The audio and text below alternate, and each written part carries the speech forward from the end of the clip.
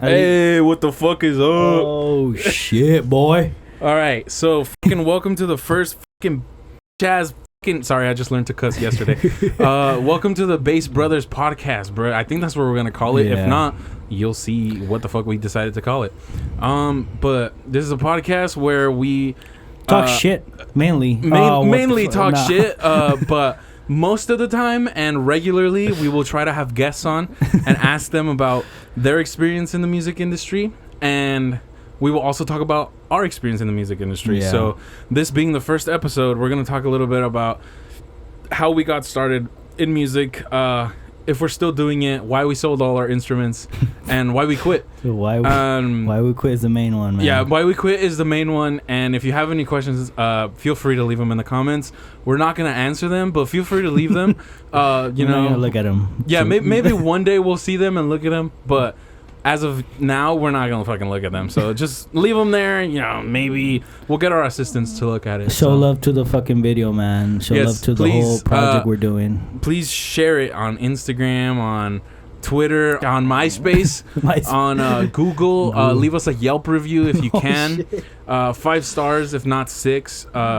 It'd be greatly appreciated. And yeah, we want to start this and give you guys a behind-the-scenes look of producers and the people who don't get seen by the general public, who make the music that you love and that you fuck with so much. And let us know who you want us to bring in this fucking podcast. If you have anybody who fucking wants to come on here, tell them that we're booked already for the year of 2022 up until 2025. Yeah. So anytime that they come after that, we're more than willing to accept them. But even then, we're still a little iffy on it. Yeah, so, but for sure. Tell us who you want us to bring in here. You know, we want to have a bunch of people and want to hear the stories, and we will try to bang out one of these once a week. Don't hold us to that because it might be different. We might do 2 episodes a week. We might do 0. So be grateful. And I think this is gonna be the only video for this year, man. Yeah, actually, we're done uploading for the year of 2022. So this is it. Don't expect any more fucking videos ever. We'll start a new channel in 2023 where you'll see all the behind the scenes of this podcast. So it's like a behind the scenes of behind the scenes. You feel me? And then 2024 and then behind the scenes. You know, you get it. Nah, you understand. How'd you start in music? So I started in music when I came out the womb, dog. Straight out the womb, I came man. out playing bass like fucking. You were smacking that shit, huh? Yes, sir. The doctors actually had to arrest me because I was playing my my umbilical cord like a bajo loche, bro, and they were like, hey. So like, there's a picture of me with handcuffs like straight out the womb. So I'll probably put it up if I find it, but that's how the bajo loche was made, man. My boy Roji. Nah, but for sure, I invented that shit. How'd you start your whole career, man, of music? My career in music, or my just like your love starting in music, everything, man. Because like if I'm saying like started music, I started music when I was, I want to say like middle school. I started investigating a little bit more about like the church band that I had, and like a lot of musicians we started in the church, and I just kept going from there. I started off with bass, and then I got a bass for my birthday. There's a video somewhere like on a V8 what are those called, the fucking high 8 tapes, like on the little camcorders. There's a video I have it of me getting my first bass in, I don't remember, but I was coming home from elementary school and my parents surprised me for my birthday. It was a Fullerton P bass, if you've ever seen one of those. Yeah, it's like damn boy, worse than Fever. Literally worse than Fever. Damn, if you know what a Fever is. And that's pretty bad, man. It was funny because when I first started in music, the tuning pegs, I always assumed if they're straight, they're in tune. Oh. So like say the first one, like it was like a Fender style headstock. So say the first one was like this and the second one was like this. It was untuned automatically. It was just untuned. So I was like, all right, I'm going to put them all straight facing this way, and then they're tuned. And like nobody ever fucking taught me, so I was like, cool, this is how I'm gonna play. So I learned a couple things on a video that like a DVD, if fucking kids remember what those are. A DVD that damn, bro. that came with some like bass lessons, and it taught some slap shit. But I was like, I'm young as fuck. I don't know how to do this. And then it taught the Star Spangled Banner. Oh and yeah, it taught some other stuff too. But I never really got into it because I was just like, this shit hard, man. I'm done. No, GG's. Damn, but and that's the first instrument you started with, right? Bass? I started with bass, and then over the years, like I brought it to church, and I was like, I'm about to play this bit. And then I got on stage, or like I asked the guy, and he's like, yeah, for sure. And then I got on, and I didn't know what the fuck to do. Like there was two brothers at the church, and one played guitar and one played bass. So I started learning from that bass player, like how to put my finger down, what notes were where. And then he was the first one to tell me like, that's just out of tune. You gotta fix that. Damn, boy. So I was like, fuck, no way. What kind of church music would you play? You know how there's like kind of like corridos type and... Oh, no, not even close to that. I was in a Baptist church, and most of the music that we played was like... Yeah. Okay. So it started with like hymnos, and then eventually after... like years later, but I'll talk about it right now. It turned into like contemporary Christian music. Yeah. So like, if anybody's heard of Hillsong, just think Hillsong. Like that's the main like group that I think about when I hear CCM music. Mm-hmm. And so, anyways, he taught me, and then got fucking deported. Oops. Damn. And yeah. So like, I got left, like, basically by myself, and then I stopped playing because my teacher was gone, so I was like, what the like, I don't know. And YouTube, I don't think existed at the time, or I didn't have access to it because I was a child. Mm-hmm. Good on my parents. And I just gave up, and then I went all through middle school, no music whatsoever, didn't join band, nothing. Sheesh. And then somewhere along those lines, before I got into high school, I started playing bass again. Same thing, just at my church. We had moved to a different location, and I was learning how to play more CCM stuff now at that point. But I would listen to tracks and then take out the bass line exactly to like how the track was. Yeah. So I would play it like literally note for note, and I think that helped me a lot with like developing my ear at such a young age. Uh-huh. And I would have it written down in a paper in front of me, like, oh, this is where it goes to B, and then it like it does this little riff, and then like stuff like that. And then there was a guitarist there who was he was the son of one of the guys there, and he started playing guitar too, and he was the one that was like kind of teaching me a little bit. Yeah. But he didn't teach me like any theory, any like musical notes or anything like that. I was just learning musical notes by myself. Okay. Was he just teaching you like straight songs? Yeah, he would teach me songs, and then so he would give me the list of the songs before the Sunday before. Mm-hmm. And he'd be like, go home, listen to them. And he was around my age, like maybe 3 years older than me. Yeah. So he would tell me like, do this here, do that there, and I would listen to him, because I didn't know what the fuck I was doing. And then eventually I left that again, unfortunately. Oh, man. And then the drummer left from the church because the guitarist dad was the drummer. Then he like became like some deacon of the church or whatever. Yeah. And then so he got off the drums, and then there was another drummer who he was beast. I don't know what he's doing now, but bro, he was really fucking good, and he was good at contemporary Christian music. And then he was the one that kind of introduced more like the regional side of things, because he showed me Tucanes de Tijuana. Oh, and I never really listened to like straight like just regional and shit. Yeah. 3/4. Yeah, because like I mean my parents since I don't remember since when, but I mean they've been Christian their whole life, so a lot of secular music we wouldn't really listen to that much. But I knew of it, like just like my sister. Like my sister used to listen to a bunch of music too, and she would introduce me to it. And so like my ear kind of heard it along the way, but I never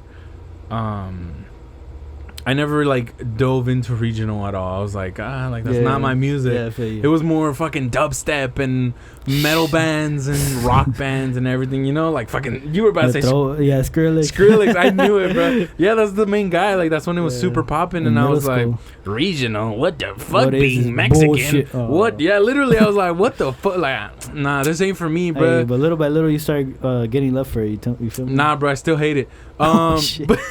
But nah, for real though, I wish I learned like not regional. I wish I learned in a different genre, to be honest. But nah, yeah, bro, that shit sucks. Damn, bro. Cool. But yeah, so like the drummer left, and then since he left, they were like, we've seen you like on the drum set a little bit. Like, do you know how to play drums? Never a day in my life I was like, yeah, like I can hold a groove, you know, like nah. I was like, no, I really can't. But they were like, well, we've seen you like just like play. And I was like, okay. So I started learning the songs just like I did with bass. And at that time I was listening to a lot of System of a Down. So I would, like, when I would practice the contemporary Christian music, I would also practice some System of a Down songs on the drums. Damn. And it helped me a lot, like differentiate like rhythms, and like it was just funny because like I would be listening in my headphones to a Christian song, and then the next song would be fucking BYOB by like System of a Down, or fucking like some crazy like song, and I would just drum along to it still. And same thing with Red Hot Chili Peppers, like I would listen to them. How'd you love that drummer life? It was fun. I did it up until 2 years ago when COVID hit.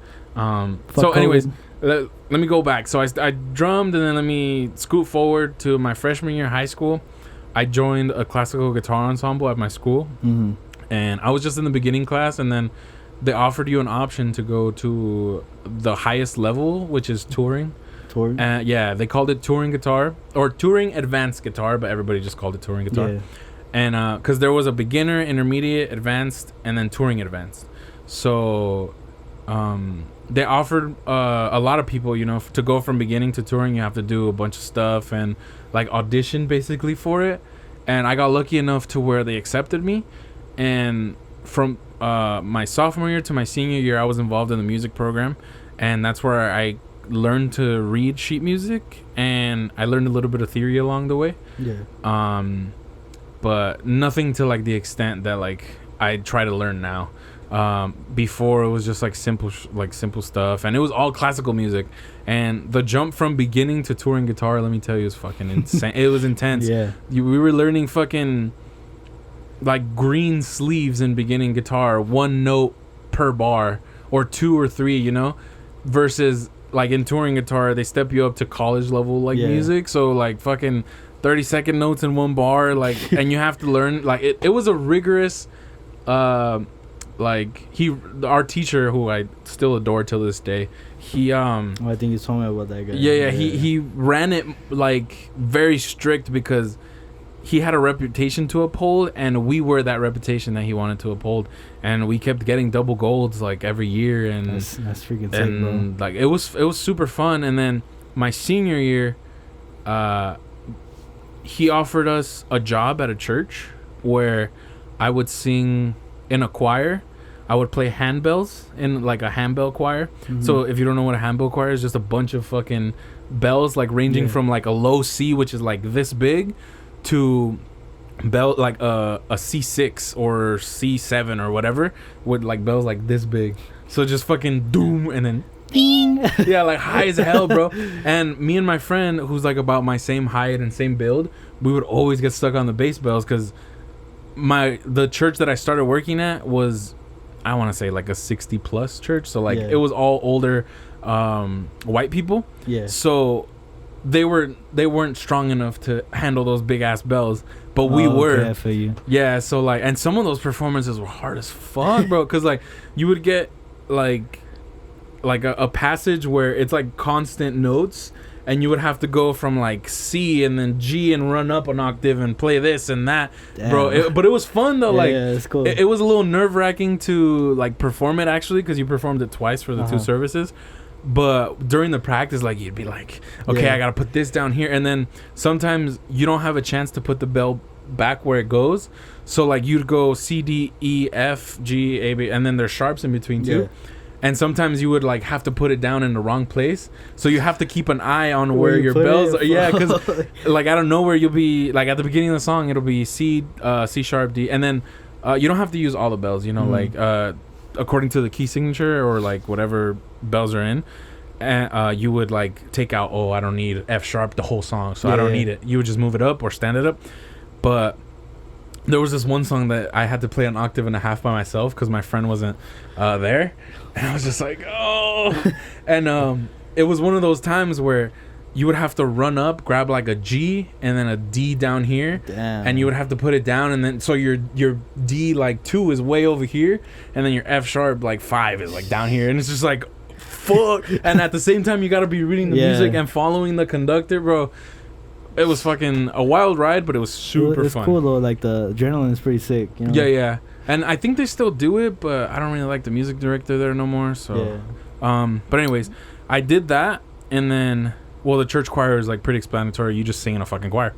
And from there, I got the job at that church playing drums. So, well, I started off as a singer, and then the drummer had a baby, so he had to leave. And I was just like, fuck. At that point, I was already playing bass. I started playing in the like regional scene in 2019, and I started learning about it. And at the end of the day, they let him go. Let's not say fired. They let him go, and some other people started filling in like the piano, and it just the whole program kind of like ended up dying. Same thing at the school. They let him go from the school, and within a year the program that he spent 27 or like 28 years building just died. And it was so sad because like, bro, being in that program, like there's so many memories and you learn so much. And you, from like being a good person, like just teaching you how to be a decent human being, to being a great like musician, you know. And a lot of the people who are in that touring guitar class right now are music educators, or they're majoring in guitar performance. So like it did some good, you know. Of course. And then there's me who fucking does my boy quit Mexican music. My boy quit. Sold all his instruments. So did I. I went from playing drums to singing and playing drums. And then I went from singing and playing drums to singing, playing drums, and choosing the music for the next service. And then I had to run rehearsals. And they just gave me a bunch of responsibilities with me and my friend because we were the only ones left. My boy was stressed. Bro, honestly, I was, because like I would have to pick, like I would have to read through the sermon every Sunday and decide what songs go with it. Dang. Yeah, and that's a lot, bro. Yeah, and I was just like, it would take a toll on me, but at the same time, it was fun to like. Because I love those songs, and I never got to sing them ever. So, like, being able to sing them in English, like, the original versions, and playing drums, like, that's the type of drums that I like to play, you know? Like, because, like, I can just go all out and have fun, you know? And, so, yeah, at the end of the day, it ended up, the pianos dropped out, and it just ended up being me on drums, my friend on guitar, and a bass player. And then I would run the services. Sheesh. And I was just and that's where it ended up until COVID, and June 2020 they let us go because I remember you telling me. June 2020 they let us go because first of all our contract ended, and then second of all COVID hit, and like they weren't having in-person services at all anymore. We recorded one service, like songs for like a digital service, and that was the last I heard of it. Like that was pretty much it. Sheesh. And then crazy, I dove in 2019. Like in December of 2019, I made my Instagram account because I was at a little jam sesh with Juan Pablo and Damien. And shout out to my boy Juan Pablo and that Dame shout out to both of them. And we were playing, and I was like, fuck, should I make an Instagram account? And just like for pure music, because I had an Instagram account already. So and okay, never mind. Yeah, because I had an Instagram account already, but I was like, I've posted a few music videos there, but they don't do well because that's not my audience, you know? My audience is friends, people that like to see the pictures that I take, stuff like that. So I was like, should I make one just for, like, whatever, just for music-related stuff? And they convinced me because I wasn't going to do it, and I made it right there in front of them. And ever since then, I just started posting videos. I think, funnily enough, let me check. I think my first video is a drip, bro. Oh shit! I think but it's not the recorded drip. It's the one from Pepe's office. Oh, I think. Let me check. Out, I think. What? The one where Danny came out. Yeah, the one where Danny came out. Let me check real quick. While I look for that, I think that was the first video, and then I started posting videos, and people started seeing them, and I started getting followers and stuff. And my page started growing, and eventually. There was this one video that I did. It was the trumpet solo for the end of one of Eslabon Armado songs. Oh, yeah. And they shared it. Off. All of them shared it. And that's like still my most viewed video to this day. and I got like maybe 400, 500 followers from that alone. That's crazy. So like, don't underestimate the influence that people have on your shit. It's always nice to ask them to share it, even if they won't. You know, like at the end of the day, you gotta share your stuff and be consistent. I'm not consistent at all. That's why I keep losing fucking followers. You used to be consistent as fuck. I know. There was a point in time. Like, damn, my boy going crazy. I did what's it called? I did a little experiment, right? And to this day, like, I haven't gotten as many followers as I did that week. I sat down one day and I recorded 7 videos for the week, all of them. And I was like, I'm gonna post one every day at the same time. I think it was like 1 p.m. because like that's the time I deem like, you know, maybe more people will see it. It's like midday. I'll get the morning people and then the afternoon people. Because if you post too late, not a lot of people see it, and if you post too early in the morning, not a lot of people see it. Exactly. So I was like 1 p.m. I'll post every video. And the thing about me posting videos is that I have to love the video or I'm not putting it out. I just want to delete it. So I literally sat there until I was finished. It took me like maybe 10-12 hours to finish all 7. Damn, bro. Where like one video, depending on what I want to do in the video, takes me anywhere from like 2-3 hours. Just because I have fucking red light syndrome, where you practice it perfect, you do what you want to do, fucking fingers are perfect, and then you start the camera on, start the fucking camera and just beep bop boop beep beep boop bop boop beep boop bop boop, and it's just like, oh, and you have to restart every single time. I feel you. And my workflow can probably be different, but you know, it's the way I started doing it, and that's how I'm gonna keep doing it. So, but anyways, back to the experiment. I did the experiment, and every day I posted consistently for 7 days, and in those 7 days, my profile grew like crazy again, like another 400, 500 followers. My videos were getting anywhere from like 1,000 to 3,000 views, which is that's a lot, you know, that's for good, like my videos used to get 500, 600 views, and then I started like uploading more consistently, and they started popping off with views, and then I kind of dropped off again, you know, because I don't know, sometimes it's hard to find the motivation to record videos. It is hard, bro. And then I was on tour with fucking for a little bit. Talk about that. Okay. How'd you get into that? So same thing with my Instagram. Luckily, I got in touch with fellow bass players, and they were, one of them was gonna do something else, like a different gig, and they asked me if I could cover for them. And eventually, it just turned into me being his bass player for like full time. Yeah, for like I want to say a year, and I still play with him from like I haven't played with him since he came to Phoenix, which is January. He hit me up, and then we did a couple shows in Texas, and then Chicago, and then some more shows in Texas. And then you went to the Vegas thing. Oh yeah, they did like a little promoters event in Vegas where I met my boy George. He was playing for at the time. Funnily enough, I played for before him. My boy George. Well, I say played very loosely because I never got to record anything, or I was in one video and that video never came out. The whole situation with Ranch, bro. It was just a whole thing, and like, let's just say the big earners are the people who get back the most, and the people who are earning for themselves, not so much for the label, they're not gonna get backed. That's why you see a lot of grupos come up and then they just disappear again. Like, when's the last time you heard a fucking grupo? I forgot about that. Yeah, like, you haven't heard of them anymore. Like, where are they? And like, I'm pretty sure they've been releasing music. Like, a lot of the artists that drop off, they still release music, but it just doesn't get seen by people because they don't pay for views and they don't get promoted. Companies, man, the big monopoly system. Yep, don't be fooled. Companies pay for views. Don't be desperate either, man. Don't go to any. I'm talking to everybody. Don't go to any company thinking you're gonna get bigger and that's for the money's ass. It's not. It ain't gonna happen. Every musician that ain't gonna happen. And all those companies, they'll tell you the same thing, man. They'll all tell you to stay away. And like, it's funny because used to say that shit, and I hate it, bro. I still do. I don't like his music. It became a little bit repetitive. I don't hate him. It's just his music is a little repetitive. It is repetitive, but a lot of his philosophy is fucking don't go to labels, do it independently because they will fuck you in the ass. No lube, no condom, no aspirations, no goals, no dreams.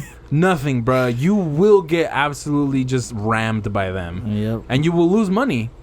And it's very hard to try to get that money back, unfortunately. Very, very hard, man. So just, stay away from that, please. Stay away from that. I'm telling you, from me and Roji, stay away from that. Yeah, me and Fredo both do not condone going to labels ever. Luckily, I haven't signed with any label, but I was in the whole scene of the whole... This guy knows more. The whole scene of everything, you feel me? And you just see everything. I don't know. Okay, so I play with... And then... I gig here, I gig here all the time. I still, if anybody needs me, I'll always hit up that boy Roji. Yeah. If anybody needs me, I'll still go. But I sold off bases of mine because I honestly didn't work for, I want to say 6 months. Because it's hard, bro. It's honestly hard to maintain yourself as a musician, to be honest. Especially if you spend recklessly like I do, which I've gotten better at. But guys, if you're a musician, fucking. Make sure your finances are correct, because you will end up like me and you will be like, "Bug, I don't work anymore." But even at the end of the day, if you have your finances correct and you don't work for 6 months, you're gonna run through your shit fast as fuck. So it's not even a problem of getting your finances correct, but you still should. Just have plan Bs. Yeah, just have plan Bs. And I for the longest time did not want a plan B because I was so. I still don't, man. I'm sorry, but no, you're good, bro. I still was I had his sentiment where this is what I'm gonna do, and I'm gonna do whatever it takes to. Exactly, and it's still my my thing. I'm not gonna fucking work. That's not. Take it from this guy. That's not what I got brought into this earth to do. I feel like earth, but see, he's not wrong either. There's people who feel that way, and there's people like if this is your passion, bro, be a fucking delusional optimist about it and make it work as much as you can. Exactly, bro. That's how the studio was built, man. Yeah, this little studio we're in is a little Shack. It's a little Shack Studio. Fucking Shack. Follow him on Instagram, Shack Studio _ spelled just like that. And fucking come record, bitch. Come record. Hit me up. But yeah, if that's your sentiment, bro, and you feel like this is you. And you feel like this is the only path for you, fucking do it. Do whatever you love. I unfortunately did not feel that way, just based on the fact that I wasn't getting any work. Fuck yeah, I love music and I will continue to do it as much as I want, but I wasn't getting any work, and I like to spend money. So at the end of the day, I need something to give me money to spend money. To give you that. Music does to a certain extent, but like I said, if you're not working for 4 to 6 months at a time, where the fuck are you gonna get money? It's hard, man. I had to find a way, and eventually I sold my bass. I had an Ibanez SR. That bass was that Roji right there. I had a SR 5-string, my first bass ever that I bought with my own money because of music. It was like a root beer color. I sold it to a close friend of mine, and then. I never wanted to sell any of my basses. I wanted to keep them all, even if it's just for memory. And that's what I said, man. I had to bite the bullet, and I sold it. And then maybe another 3 months passed, and the money for that bass, which was only fucking $300, obviously is not gonna last me fucking anything. Especially with bills, man. Especially with bills. So I sold my other multi-scale bass for to another friend, which I kind of regret. Maybe one day I'll buy it back from him. Can you say names? I can't. Oh man, because then I'll get sued. There's an NDA agreement. Yeah. It's too much shit going on. Exactly. COVID and monkeypox and stuff like that. Yeah. So I sold it to him, and I know it's in good hands. All the stuff I've sold, I know it's in good hands. And then I sold my bass amp as well because I bought studio monitors. And yeah, that's like the last of my musical equipment that I sold. And then I don't think I'll ever still sell my PV because I love that bass. Please don't. Yeah. If you do, sell it to me, and then I'll hold it for you. And then when you want, I want to buy it back. See, that's why I should have done that from the fucking beginning, bro. I don't think I'll ever sell that bass. First of all, because it's a bass that I bought again with my own money. Yeah. And then. It was recommended to me by fucking my best friend Isaac, and he has shout out to my boy. Hopefully we could bring him once, man. That'd be sick. That would be hella amazing. We would have to do that. But yeah, my boy Isaac, he recommended it to me, and he has one. Luckily, I got this red one, and I wanted a 5-string, but I eventually ended up getting a 6-string because it was cheap. I asked them. I saw it on Reverb, and I was like $1,200. What the? You were like, I was like, yeah. What's wrong with it? 6-string PVs usually go for 2,000 and up. Yeah. So I was like, what the fuck is wrong with it? And I messaged him, and like there was in the pictures nothing was wrong with it. So I was just like, And I messaged him, and I was like, first thing you do, what's the lowest you can go? And he was like, honestly, 1,200. And I was like, And I messaged my boy Isaac about it, and he's like, what the fuck?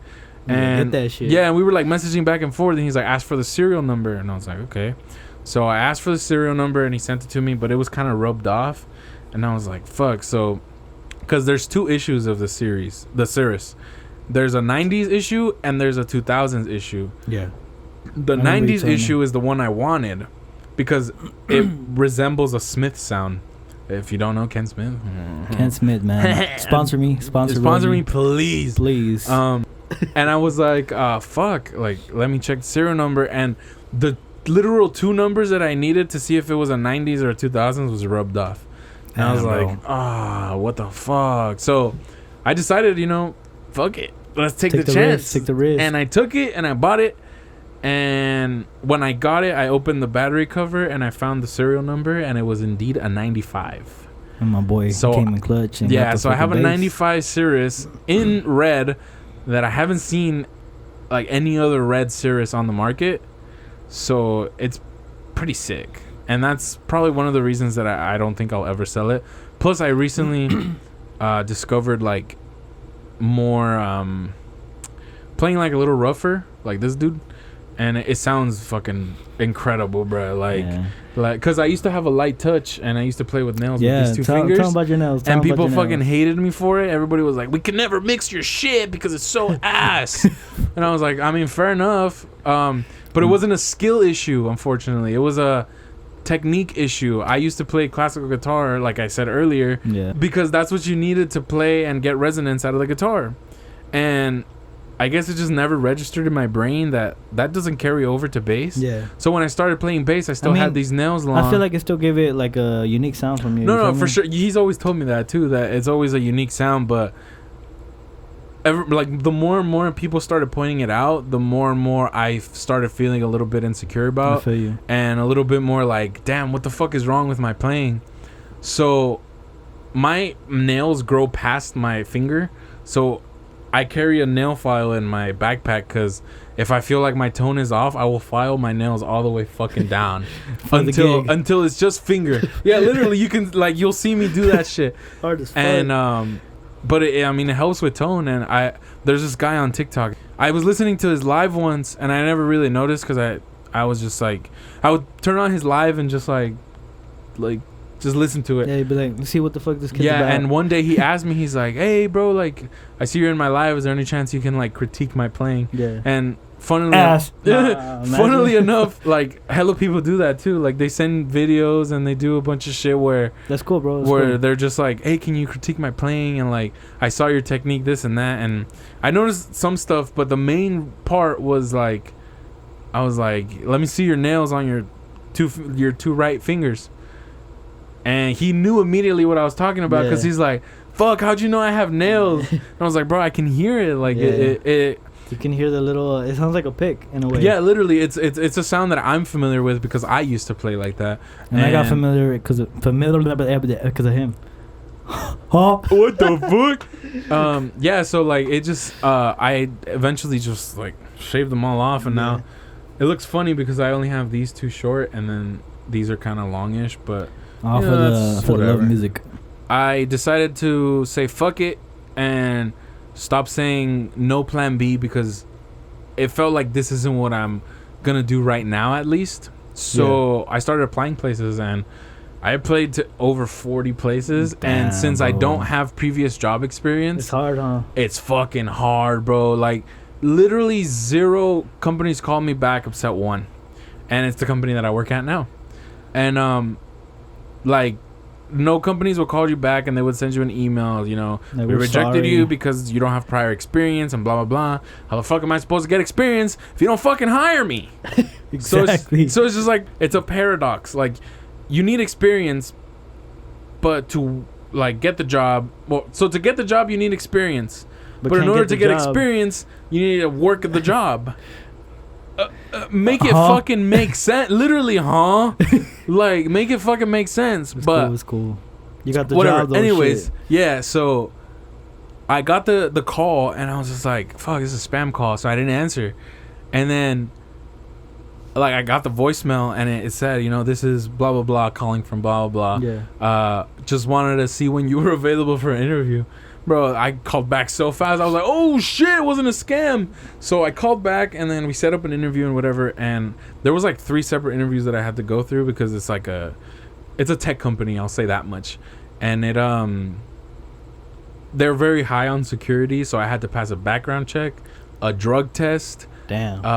Like, fucking... The interviews, the second interview, I had to pass training. I'm still taking tests to this day. Like, I could lose my job if I don't, like, take the test correctly. That's crazy, bro. So it's like, fuck. Is it worth it, though, at the end of the day? Bro, honestly, it is. I'm getting a good wage, and I know it's weekly, like, okay, for sure weekly income. pay.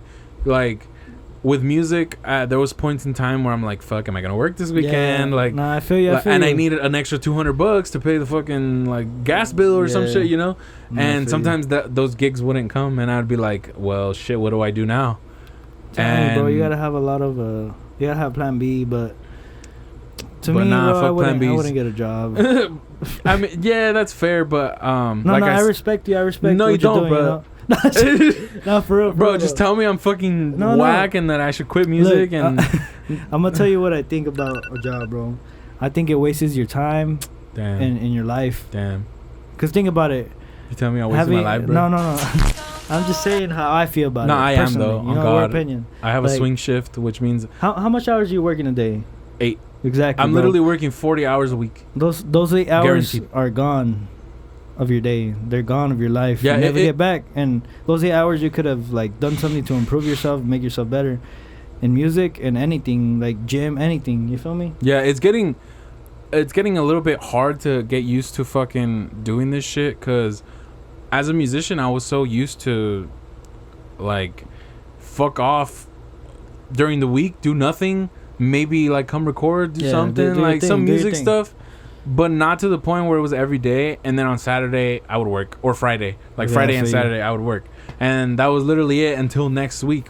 And I work 1 to 9 every day now, 1 p.m. to 9 p.m. And like it's kind of a shit shift, because like you only have from like 10 to 12 to do anything, because that's when most of the stores open. Yeah. So like you have 2 hours in your whole day to do anything, and then after you gotta go home and go to bed so you can get your 8 hours or whatever. Yeah. You get your sleep for exactly day. Like recently I've been falling asleep at 11 every day. Like as soon as the clock hits 11, put my phone down, go to sleep. Yeah, bro, because I played not too long ago, I played you're probably fucking exhausted, bro. I played a party with Kevin and Gallo. Yeah. My friend's party, Paola, and it was like a hippie theme party, and I dressed up and everything. I was like, fuck it, why not? Yeah. And we were supposed to start at 10.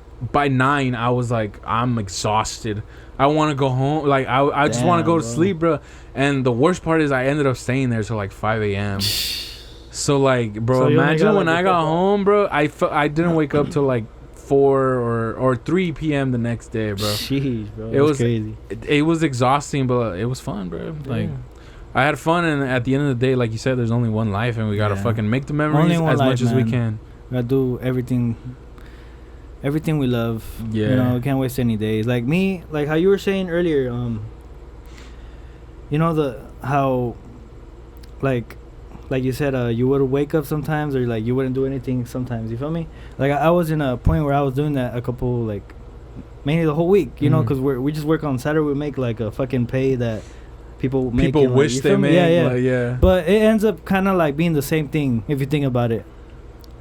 Because like it's not for sure and all that, but besides that, I was in a schedule of doing that, like, you know, like waking up and not doing nothing, and you know I got tired of that, and that's where I fucking built the studio with my boy Horacio. You know, shout out to him. He helped me out with building this. My dad too, and I did this. You know, have my other income of, you know, just doing the studio, and then I do videos like for Instagram and all that. Like I try to keep myself productive on doing stuff that I love, that's gonna benefit me for my future. You feel me?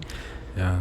But that's great, bro. It's just sometimes like I know a lot of musicians can relate too. Is sometimes it's just fucking hard to get up and do it. Up till now, that's been my musical career where it turned from a career into kind of a hobby now, unfortunately. Crazy, but it's a hobby that pays pretty well. So like extra cash. Yeah, extra cash. But that's enough about me and my extravagant musical career. Now let's hear from my boy Fredo Bass. How you said you started in church, I started in church. As do a lot of musicians. Yes, it's crazy, huh? It's crazy. But so one day, my dad was like, you know what, you should learn guitar, because he had a guitar there. Those are the classic guitar, and it was ass as fuck. But I remember I would go in his room and shit, just be playing the strings. I didn't know how to play, and we went to this church. It was like kind of like a family church. It was not that much people, mostly like people we know. Yeah. And the music there is like regional, you know, corridos and all that, whatever. Oh, for real? So that's how it started. Yeah. Damn, that's great. That's like completely opposite about how like I started. That's what I'm saying. But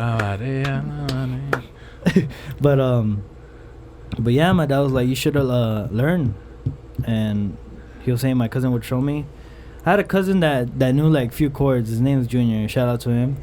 He stopped playing music, but he wasn't. I don't feel like he wasn't a music by heart. He was just like, I'm gonna learn. Fuck it. As a lot of musicians that are on church stages they're all just like, like, oh, I'm doing this because like I need something to do so I don't fall asleep at church.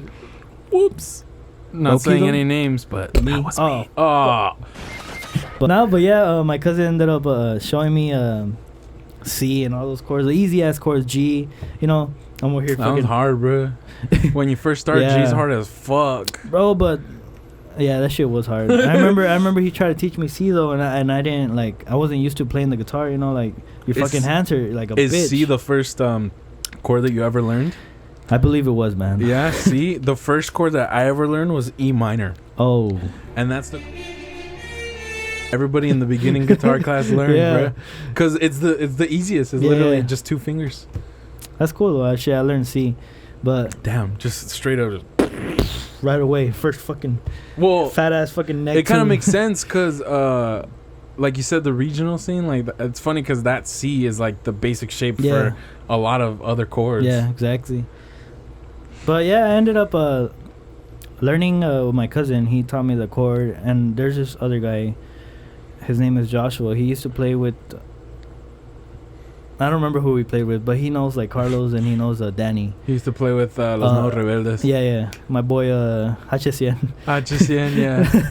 Nah, but yeah, he was teaching me a little bit, and I learned like those chords, like, you know, country chords, G and C and all that. Those go hard. And yeah, and I just started playing that for a while, and then I was like, you know what, I want to learn how to play like the fucking regional shit. And my cousin taught me, and yeah, we started playing like fucking regional stuff at church, like straight corrido. It was funny. It sounded like you're about to fucking pop a beer and shit. but yeah, it's crazy. But yeah, I started learning and started practicing, and then I got into listening to Jesus Ojeda.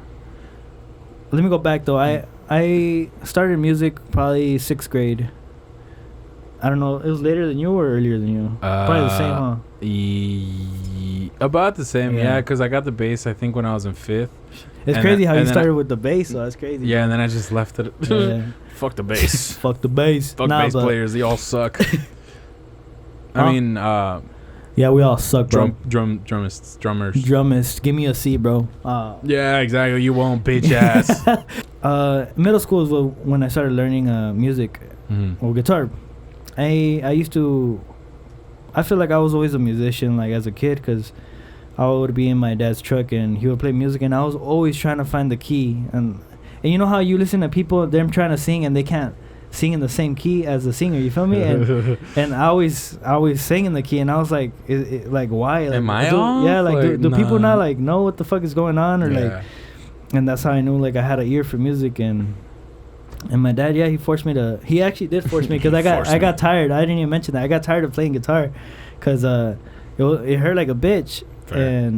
And I just got tired of it. And my dad was like, you're gonna fucking do it, or I'm gonna fucking ground you, take your phone away and everything. So I did at Huevo, and then I started loving it, and I kept going. But yeah, I was in middle school. I started listening to like Jesus Ojeda. Who else was popping in middle school? I honestly couldn't tell you, bro. Maybe El Commander. Commander. I forgot about that fool, but Los Buitres de Culiacán were too. I forgot about those fools. Nah, but for guitars, I only listen to Jesus Ojeda and Cuates. Cuates cause my dad. But yeah, I started getting a little stuff from Jesus Ojeda, Cuates, and then I started to listen to Miguel. Listening to Jesus Ojeda when I was in middle school, getting a little style. I got the requinto. My first requinto was a Fever, and I always wanted to be a requintero. Not the Bass Fever. was never. Hey man, I still have that. I'll probably bring it next episode so I can show you. Shit. But yeah, bass was never my thing. Like, I'll get into it later. But I started with requinto. I started playing, and then in high school, freshman year, I still played requinto, and I would take it to school. I was those kids. Oh, what the fuck? Hey man, Get him out, I'm bro. sorry, man. Get him out. What is that? And then sophomore, I kept playing, and that's when I got when I heard Horacio Noé. I don't know if you heard them during that time. They sing together. No clue, bro. I'm sorry. Well, I heard those fools, and I fucked with them, and I sent Horacio a message, and he kind of like was a bitch about it. He was like, fuck this guy, you know, because they would say I play like him. Me and him played alike. Oh, okay. And Fair. that fool was like, nah, fuck this guy. So you would play like him, and he kind of was like offended by it a little bit. Yeah. Well, we play alike because we both listen to Cuates. You know, we have that fucking that old style. You know, the fucking rep. You feel me? And he was kind of like, oh, fuck this guy. But at a point, I told him like, you know, come through. Let's jump out and see what's up. And he pull did, up then. Yeah. No, he did pull up, and we fucking jammed out. It was him, Noé, and some fool named Miguel. He's a homie. He plays accordion. He plays the Barranco style. Oh, well, I don't know him, but I mean, I know that style. Well, Diggy. but yeah, they were all there, and then fucking apparently they needed a fucking bass player, so I was forced to fucking play bass. Forced. There's that word again. Honestly, it was forced. There's the word again. Yeah, I was forced to play bass because I want to be a requintero, and still to this day I love requinto. You know, I feel like I play it a certain way, but listen to his shit, bro. It's fire. Hey, I'm dropping an album probably like next year because I'm still trying to write to a few songs, but you know, just wait for it. We got an exclusive. Hey, listen to the song that's already out. Hey, low key. We'll put it in the link. It's a low cover. 100 años. We'll put it Check in the out. link. That's just fire. It's been on repeat in my phone. So I take it. I appreciate it. Motherfuckers, listen. But yeah, I ended up. They had brought a bass too. They fucking brought a little blue Ibanez with some fucking Toro Loche bass, the slicky ass ones. Oh, okay. The tape ones, I think. Yeah, I don't know. Or round ones or whatever. I don't fucking know, but they were fucking slick as fuck, and they're like, "Oh, you're trying to get down on bass?" And I was like, "I guess." You know, something to get me started with the group. That was kind of my first group, Arremangue Serreño, with Noé and Horacio. Damn. And but yeah, I played bass, and I never fucking wanted to play bass. I always told everybody I was like, "I'm fuck bass." Honestly, and then I started getting to a love for it. You know, I started playing more and more, and I was like, you know what, this is cool. I always liked the lows. I just didn't like how I was put to do that when I loved to play requinto. You feel me? There's a love for bass, of course, but I love to play requinto and guitar. Everything about guitars, but bass is my shit now. That's my main instrument. That's that's probably what you know him as, Fredo yes. Bass. But here, my shit is gonna be a Fredo style, you know, requinto, full production, guitar, everything. Fredo bass style. I'll probably have Roji hop on a few songs. I forgot to tell you about. I was gonna tell you. Hop on a few songs. Shit! 'Cause I get tired of hearing my bass and everything. That's so funny. I wanna have an album where I have everybody from Phoenix put in their love. Start playing the bass. You know, we got gigs. We started playing at Cabaña, where Arsenal Efectivo. That was when we would go against them. I forgot the fuck they're called back then. I don't know either, but damn, you played Cabaña. I've never played Cabaña. Yeah, we played Cabaña. We do the that was like way back then. Yeah, it was back. I wasn't in, because I forgot to mention my parents, since they were Christian, I didn't get to start playing regional music till I was 18. Ah, bro. Once I turned 18, that's when I started, but like Cabaña basically didn't exist after that. Yeah, like it was Cabaña was like when we were 16. Yeah, 15. like when so like it's I didn't get to play there at all. And I remember I wanted to go see Ariel Camacho at La Cabaña. Yeah, he pulled up. But my parents didn't let me, bro. And I never got to see him. The owners would fucking mix tickets and everything. But luckily, Horacio Noé always had a fan base of like little teenagers of of their friends, you know, because they were known for singing since middle school, so they had a group, and every time we'd fucking go, we'd bring the group, his fans, their families, and my family. Like it was always cool. it was always a bunch of people. What like, middle school did you go to? I went to a straight middle school. And what high school? Trevor Brown, whack ass school. What about you? I went to Isaac Middle School and Maryville. I graduated shit. from Maryville.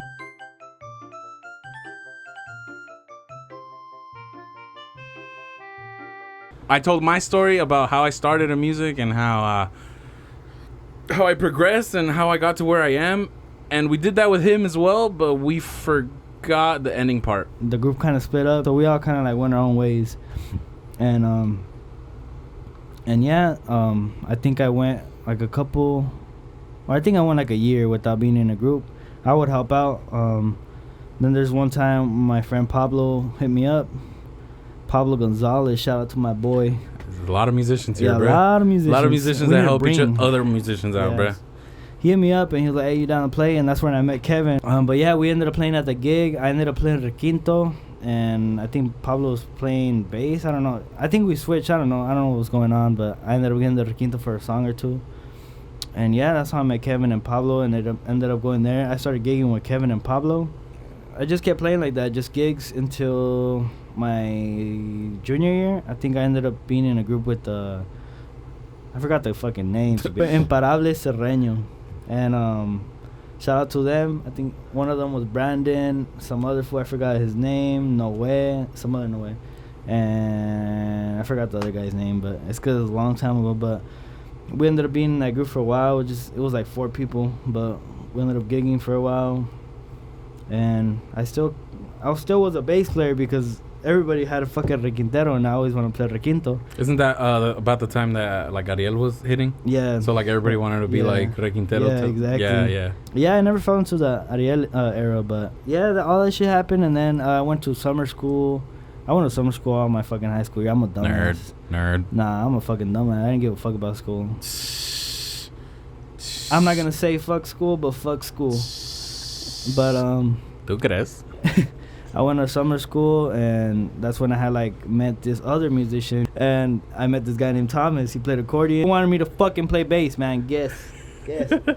Was it like norteño or sierreño? It was norteño. Like alteño, It was a norteño, playing bass for norteño, but the drummer, like, we always had problems with him because he never like really practiced and stuff. No hate to my boy, Skip a few years ahead. How did you start playing with Daniel? Okay, so look. Or how did you meet? Before that. Look, before that, my last group before Danny was La Cuadrilla. And that's you played with Cuadrilla? Yeah. No fucking I didn't know that. Yeah, I played with Cuadrilla for like 3 months. What the fuck? It's because I wasn't doing anything. What the fuck? And that's when I got really more motivated to play bass. That's when you seen those videos of Hicote. Bro, I think that's the first video I ever saw you. The Gerardo Ortiz one. Yeah. Yeah. We'll talk about that right now. Like how I met him. I just thought about it too. Crazy. But and then so you met You having a heart attack? What was it? Cuadrilla. Oh yeah, so he played with Cuadrilla and for 3 months, and then 3 months. I had a 6-string bass. It was like the SR Geos and shit, like those, the best, the badass ones. Everybody starts with the Geo, but 6-string though, man. Fuck. Oh fuck, fucking. Was it the brown one? Nah, it was a sunburst one and a black one. I had a black one too, but I started with that, like getting more into the bass, and that's when I got really into it, and then I found out about Aaron. And, Arnold. Everybody fucking emulates him. I would listen to Aaron because of Horacio. Horacio showed me like Gerardo Ortiz songs, and I was like, oh shit, like I already listened to it, but I didn't know the musicians. Marito, fucking Aaron, Luigi on the drums, or some bullshit like that. Mario and Luigi. Yeah. And that shit always like fucking went hard as fuck. The norteño, the bass, and so I got more into Aaron. I would see his videos. His videos he'll post on YouTube and shit. And I was like, it's cool. I really like the meatiness of it. I like how you can hear, because me as wanting to be a requintero when I started, you can hear the bass when it's doing arreglos, when it's MIDI, you know, when you have it like norteño style, like muffled as fuck, you can't really hear what the fuck the bass is doing. Yeah, it's literally just bass. So that's when I fell in love with the midiness, but a certain midiness, I went like all fucking out on Quacky. midiness, like straight midiness. if you heard like the first recordings of Nata. Yeah, but true. But yeah, that's how I started getting to the midiness, and I started getting more to like the love of bass, and that's when I went crazy with the bass, and that's when I changed my Instagram name to Fredo Bass. Sheesh. And I had the rest is fucking history, bro. Fredo Bass. 800 followers, Fredo Bass. But yeah, I was with Cuadrilla. We had a few trips. We went to Yuma. We went to fucking Cottonwood. It was cool. Like, it was a cool little thing, but it wasn't for me. You feel me? Like, I was with Cuadrilla, and I moved on for better opportunities because Danny had messaged me. And then there was a point where I went to Mark, and that fool Danny was there, and I guess he fucking interviewed me, like, as in to see how I play, because we were just jamming there. That's funny. Yeah. A fucking interview. But he didn't really interview me. He stayed there. He did it on purpose, like, so he can hear how I play. Yeah, exactly. And then I guess he liked it, and we went to IHOP after. Sheesh. And Boys off rise. We're just chilling and shit, low key. We're just chilling, and he was like, "Tú eres Phoenix style." You know how he talks and shit. Phoenix style, brothers. Tú quieres estar con los de Phoenix, bitch. Danny style. Danny. And I was like, shit, I'm down low key. And then from there, he would end up messaging me like more and more. Because that's when Noe and Irving left. Irwin or whatever. Yeah. They had left, and he was still kind of trying to figure out with the Poncho and the other fool. Poncho. And still going on until I think July of 2020 or no 2019. Yeah, it was like, I can comment on it because I played in a grupo with Damien. Oh yeah, and I forgot. whenever we get Damien on here, we can talk about it a little more in depth. It's funny because I give Damien shit about it to this day. I don't really like. I don't really have like a grudge against him. Obviously, nah, bro, he hates him. Yeah, I fucking hate him. I don't really blame him for leaving the grupo that we had because, like he said, better opportunities show up, and nobody blames you for taking them in the music scene. If you're playing with somebody and then you see something better and you think that it's like better for your future, for your career, fucking take it, because you don't know when that door's gonna be open again. Exactly. And like I said, when Damien's on, we can like touch a little bit more about that, but it was like August 2019 because I was on a trip, and then Damien just texted us in a group chat, like our grupo, and he was just like, hey guys, I'm out, mapa. Yeah, basically that, but he worded it a little bit different. He was just like, hey guys, I got this opportunity to go play with Danny for Nata, and I'm gonna take it. We were like, yeah, bro, like why wouldn't you? Like, that's literally like, we always want to see people progress. So and I mean, fucking look where this man is now. It's crazy. We'll talk about it when he's here. So, but yeah, it was August when he had told you that, but it was like July. The end of July is when Danny had hit me up. He was like, you're down to play with Nata on some tour in Mexico. It was the Mexicali one, wasn't it? Yeah, I remember. And I was like, Damien. Shit, hell yeah. And he's like, who do you think would be sick as fuck? You mentioned some people, and I was like, Damien's gonna be like the most responsible. And true. And I was like, you know what? Let me talk to my boy Damien. And I called him, and I remember he was fucking excited. I mean, who wouldn't be? You know, it's a big opportunity. It was crazy, bro. I called him. Especially, I think it would be that exciting because, like being local musicians for so long, and then you get the call. We're like, hey, you down to play with this artist? Like, in a different like city, different literally country. Like, bro, like that. Like when I first got the call from Abraham, like, bro, I was just like, holy shit, like this is my first day as like an actual musician, you know, like I got flown out to go practice for some like sick tour or whatever, you know. It's like crazy after like a couple years of grinding in the local scene just to be like, hey, to be back in the same just to be back in the same fucking place working a 9 to 5. It's nobody's fault. I mean, it's just where life has taken me, and life will get better, and no, it won't. You'll be miserable your whole life. We will be chilling with money. No, we won't. We're gonna be broke the rest of our lives. Pretty much. But we're still gonna love music. So give me. You know what? We'll do a podcast at 50. Still broke as fuck, but you know, feel me? Hey, but we got that love. We got the passion for music. Danny told me to hit Damien up, and I hit up Damien, and he was like, I'm down as fuck. but let me talk to my parents because they were leaving San Francisco. Oof. And I was like, fuck. And I was like, just try to take the opportunity because, this shit's like big. And he talked to his parents and se hizo, so we fucking practiced a couple times. Practiced fucking like Codina, whatever. What's the other one? El Drip. That wasn't out yet. Fucking, I don't know, the ones that were famous. His earlier songs with the tuba. Yeah. I know what you. But I'm glad he switched over to bass, yeah, man. He might have not hit as much as he did if he didn't switch over to bass, honestly.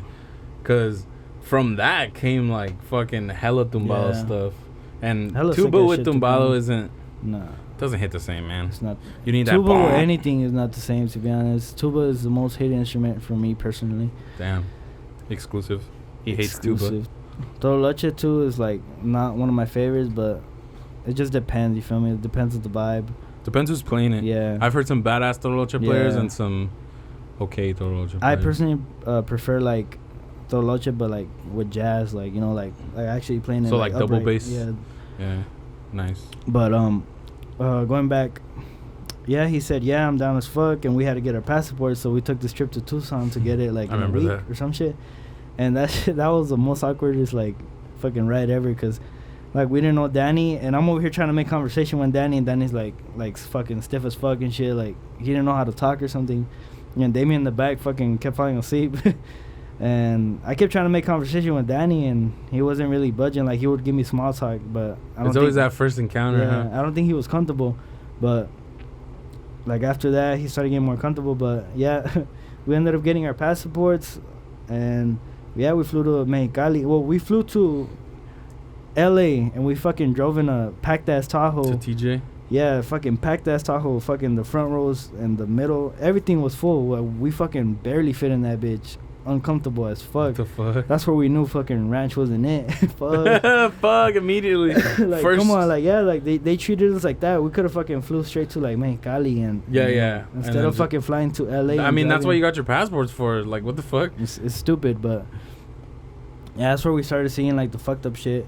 But yeah, we drove there, we got there, and it was chill. And we had these songs that weren't like unreleased at the time, like the Portofino and all those songs, and me and Damon would bump them, and then like that show would go hard as fuck, because there's one time where we were about to play in the show, not to put one, and it was saying like that who would have thought would have been here and all this shit, and it was like basically hitting the spot. It was like real life shit. Yeah, it was like we're about to play, and it was a pretty big ass place. Yeah, it was like a Coliseum or something, I don't know, but we got there and we played first because Nata was he was still coming up artist. But everybody was a bitch to him. It's crazy how like all those people there fucking change on people once they get the fame. Everybody was a bitch to him. They're like, they didn't really give a fuck. Like, I don't know, it was weird. But we ended up playing and came out sick. Check it out, it's on YouTube. Like, so that was cool. We got the opportunity, and then after that we started flying to Cali a lot to just be there, I guess, because Danny would record, and Danny never liked going alone on trips. And that's when I got the opportunity to fucking record El Drip and Buenos Ratos, and Cazador. Corridos Tumbados. That was later, but yeah, Corridos Tumbados, Cazador, Buenos Ratos, El Drip. Basically, fucking half the album. Yeah, I recorded the songs, and it was cool. I was nervous because it's the first time me recording in the studio with like some big ass artists. Shout out Yellow Room. Yeah. And then, Danny gave me the opportunity to do that, but I never really got paid for anything. I think he was just trying to, like... Give him some exposure? Give me some exposure. Yeah, but it's always some exposure, huh? But... Es una promoción, compa. Yeah, but it was cool. It was cool, though, at least I have those songs there that hit millions, and when I grow up older, I can tell my kids, like, I got the chance to record this shit or something, you feel me? Or anybody, you feel me? And it's from my pride, too. Like, I think it's, like... awesome that I got the chance to do that, but well, it is, bro. What the fuck? We would all like to be on a song that fucking hit millions, Hell yeah, bro. But I recently hit that too. Yeah, with the Auran. Yeah. Congrats. Como no amarla. That's sick, bro. So you recorded all those songs? Yeah, I recorded some songs, and then we just kept going back and forth to Cali to record more songs and just basically, honestly, I must say, as like waste time. Yeah, like how I think of it is, at the end of the day, this is your career. Yeah. And we make a living off of this career. There's a certain extent where you have to be like, you know what, this is it. I'm not getting anything. You feel me? Yeah, Like, exactly. Like you got to know your worth at the end of the day. You can't just be promoting yourself like for free all the time. We're independent producers that are trying to make a living by producing music, doing local gigs, like anything we can to like get our music out there while getting paid at the same time. Paid to pay for the shit we fucking invest in, like basses, fucking studio stuff, bro. You like, feel me? Like, where did the little controversy happen? Like, how did that leave you with Danny and like Nata and stuff? Where did that leave you? Because I knew you were working with Danny. Yeah. And well, it just left me like, you know, fuck it, I'm gonna see what I can do with Danny. You know, because Danny wanted to do the project. Because honestly, after I saw that happen, then you started like doing shit. I saw more from you, and like more Requinto stuff, and like more like promoting studio recording for more people. Yeah, exactly. After that happened, versus before where like we'd get a bass cover like maybe every 3 weeks, you know, something like that. Well, so like I want to ask, like, how did that affect you? Like, why did it motivate you to start doing more? It's cause, well, at the time, you know, like I'm over there traveling. Like we were traveling at least like 3 times in a month, and it was a lot, or probably more, to be honest. And like we didn't really have time because we had to worry about practicing the songs for Nata, because they would always say like, oh, we're gonna have a show coming up, always, but it never happened. So we would waste a lot of time, and I never had people had the same experiences, bro. That's crazy. I literally just had that. I'm not going tomorrow. Fuck, like they literally canceled the show yesterday. What a bitch. There's never. He's helped us. I don't think there's ever any hate. Like once like something like. If someone changes or anything, yeah, there is. I don't think there has to be any hate. You feel me? Just you do you, and you keep striving to be a better you. Yeah, because at the end of the day, like I said, it's your career and it's a business. Exactly. So you gotta take the opportunities that are created for your business. Not like you can't take shit too personal or it gets messy. Yeah, you know? Exactly. Let me go back a little bit, and because we were talking about the videos, and yeah, it got me more motivated to do more videos because we had left Nata, and I was like, damn, that was a big opportunity, and now what? So, and I was like, you know what? I have the people that are looking at me because of Danny. So I'm like, I'm going to do these videos. And I started doing videos. Yeah, take advantage of the traffic, bro. Exactly. And I started doing Requinto because, you know, that's what I started with. And I always love playing Requinto. I just, you know, I love fucking playing the major sevens, you know, all that, you know. Now, tell me if I'm wrong. The lovey chords. You started doing more Requinto stuff because you wanted to get more production, like, jobs. And I wanted to show people that you can be more than just a bass player. Yeah, is what I understood from you posting stuff like that. Especially, I don't want to out too much, but you know, like, you and Damien kind of worked as a cohesive group for a little bit, producing for people. Yeah. And once he got this new gig, I feel like it's kind of hard for him to like try and record with both of you. So that I feel like that's like what. Kind of, I don't know, from what I understood from you posting like Requinto and stuff, and like so you could do your own solo productions versus both of you guys. Well, yeah, basically it's because like I've always been more than just a bass player, and I always saw myself like that, you know, like I love playing Requinto, and I think I'm pretty decent at it. I feel like I have my own style with it. Listen to his fucking Instagram videos, you'll cry because of how good he fucking is.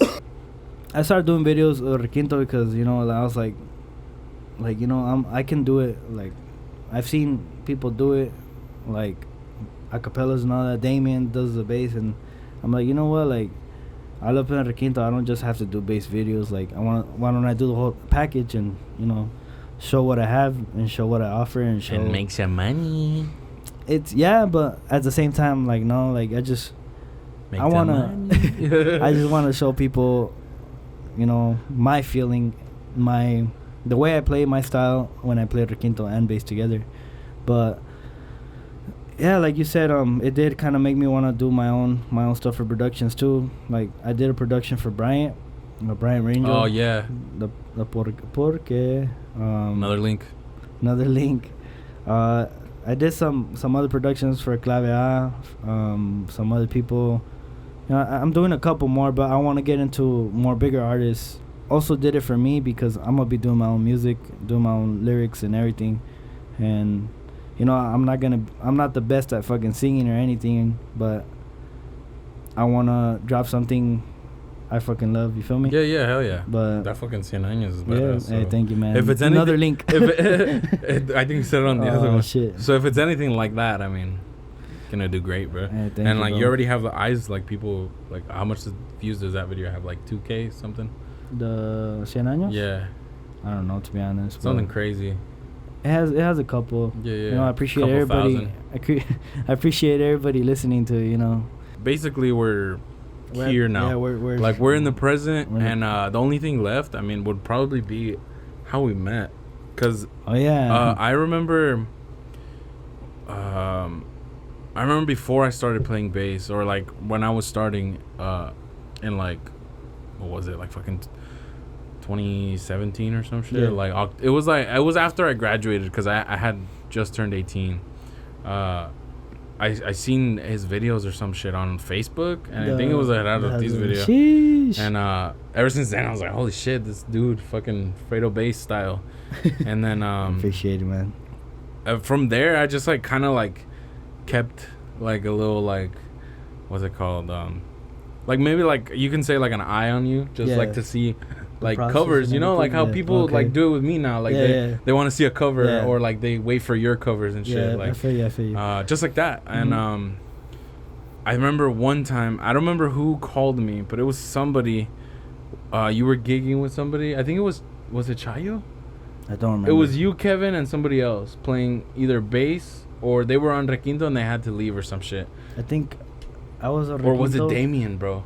I don't know, bro. But it was somebody. And but it was Kevin and you, and it was one of the first gigs that I did like by myself, because I didn't really talk about the grupos that I was in here locally, but you know, real quick, I started off with Oscar.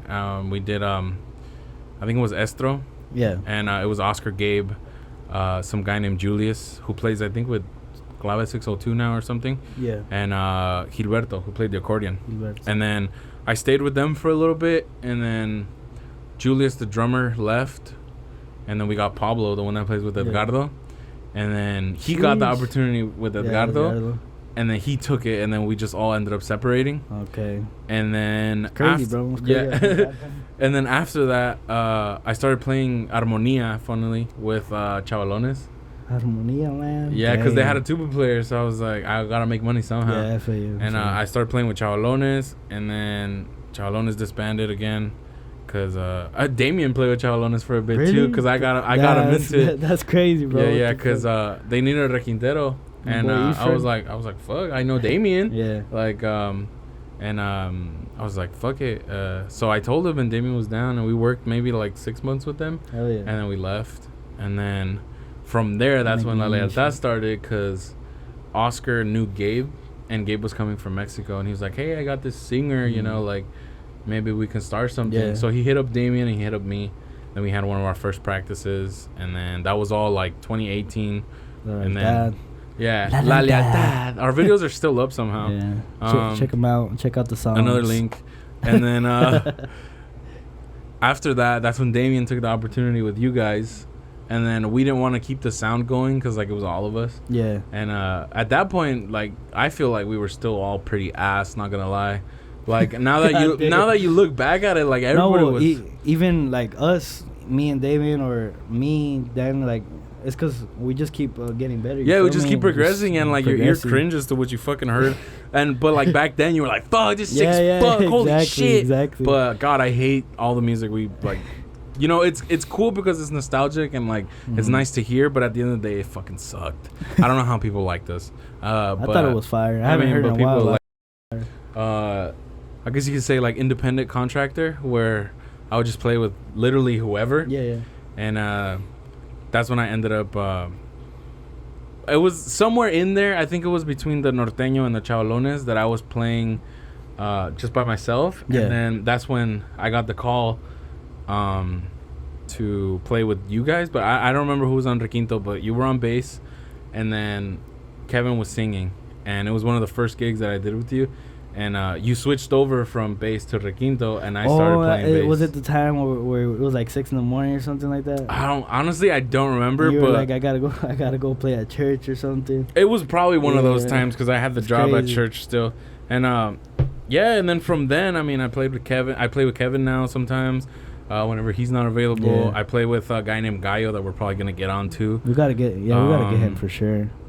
And steadily, I've only played with Gallo, but I mean, independent, like as a bass player, like I've played with probably more than 30, 40 grupos and shit. And like sometimes more than once, other times just literally once, and you just never see them again, which is funny. We gotta. But I tried not to. I stopped doing that because of COVID. Yeah. Like I would only play with people that I trusted, and only after everything was like calming down. Like when it was peak COVID, I didn't even play either. I don't even know how we made money that time. Yeah, bro. When fucking stimulus checks. Oh yeah. When it was peak COVID, I didn't play at all. There was a 6-month period where I was like, I'm not playing. Yeah. Like, I don't even want to risk it. So, I think I was living off productions with Damien. Yeah, probably. And after COVID, I stopped playing with anybody that I didn't know. Before, like pre-COVID, I would literally like post on Músicos de Phoenix, if you know that page, and literally whoever needed a bass player, almost. And after COVID, I started playing with only people that I knew. Like that's how I play. Dudes. I only play with like my circle. Yeah, after COVID, I just stopped playing with grupos because honestly, grupos just disband each other, bro. Like you put in the work for a year and a half, and then that's it. And then it's gone. Trust me, all the hard work you put into promoting cards, uniforms, fucking everything. It's just gone. Been through that. Yeah, so we done been through that. I made more money as an independent bass player than I did in the grupo.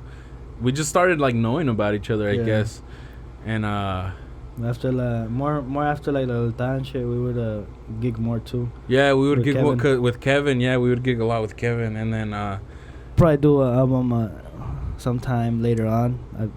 We actually have one that we've been working on, but we have stopped. But you know, we both have a lot of things that we do separately, so it's kind of hard. Yeah, but hopefully, I mean, it's there. We have some songs. Yeah. We just gotta get together soon and like do some shit. But yeah, expect second Bass Brothers album. Bass Brothers, bitch ass. You better listen this time. Expect a lot of music coming soon from 2 streams on 1 song. Fuck you. It's cool like to see people enjoy the stuff that we made, and like listening to that shit back. Like I said, we keep getting better, and listening to it is just like we really put that shit out. We really put that shit out. What the fuck is that? But it's cool. I like. It's cool to see. I don't mind because yeah, exactly. It's like cool to see the progression from where you started to now, and then in like 5 years we're gonna hear the same thing. We're gonna be like, what the fuck? Exactly. So it's fun fucking to see. Trash. Yep, literally. But it was cool for our first little album, to be honest. Yeah, just so people nice. Like follow us and like see the shit that we're gonna post, and then we're gonna get new mics soon, so yeah, because I keep just fucking chill. And new stands, like, my bad. Yeah, well, this is like literally. I gotta be like. This is rough as fuck, and it's the first episode is always the roughest, but yes, we're gonna get new mics and well, these lights. Shout out to Oscar, he like let us borrow them, but I'm gonna buy lights and stuff, and we got a couple people already who want to be on the podcast. So simplicity, like easyability, because we only have these 2 mics, but once we get at least on the 3rd one, then we can have somebody on. So that way they're not talking into a fucking like performance mic and shit. Yeah. And hopefully we can have someone for the next episode. Exactly. But if you guys episode 2, Adriel Favela, like I said, if we have time, and he has time, we're gonna bring him on. The underlying message for this podcast was: don't do it for clout, don't do it for money, because you won't get far. That being said, fucking make sure to like. Make sure to comment the videos, the people you want to see. Fuck out of this video, please. Anything you want us to see in the comments, obviously we're gonna look at them. And if you want most us to of them we're not gonna look at. Subject. But what? I said if you want us to talk about a certain subject, like artists or anything, you know, like you can comment and. Yeah. If you want our opinion, not that it fucking matters, on an artist, a song, a video, we can react to it or do whatever. We can have a little segment in the podcast where we react to something. And like I said, leave it all in the comments. And like I said, we're going to look at some we won't because fuck you. But most of them we will. 70% of 90% of the comments we will see. But yeah, like, comment, subscribe. And we're not looking at that shit. I mean, do what you love and love what you do, guys. See you later.